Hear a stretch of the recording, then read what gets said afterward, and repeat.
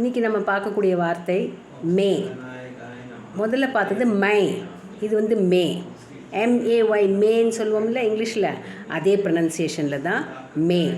மேனாக்க தமிழில் இல் அப்படின்னு சொல்லக்கூடிய வார்த்தை. அது என்ன இல்னு ஒரு வார்த்தை கேள்விப்பட்டதே இல்லையே.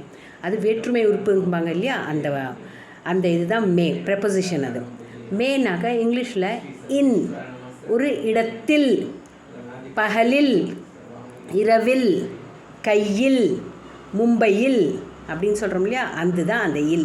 எங்கெல்லாம் நம்ம இல்லுன்னு சொல்கிறோமோ அந்த இடத்துல மே யூஸ் பண்ணிக்கணும்.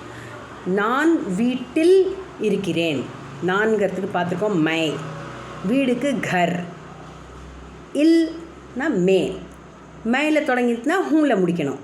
அதனால் மை கர் மே ஹூ, நான் வீட்டில் இருக்கிறேன். எப்படி நம்ம தமிழ் வாக்கியம் அமைக்கிறோமோ அதே இது மாதிரி தான் ஹிந்திலையும். அந்தந்த வார்த்தைக்கு ஹிந்தி வார்த்தையை போட்டுட்டோம்னா அந்த சென்டென்ஸ் அமைஞ்சிடும். இப்போ நீங்கள் பார்த்தீங்கன்னா, நான் வீட்டில் இருக்கிறேன், நான்கு மை, வீடுக்கு கர், இல்லுக்கு மே, இருக்கிறேனுக்கு ஹூ, மையில் தொடங்கிறதுனால ஹூ, மை கர் மே ஹூ. நன்றி.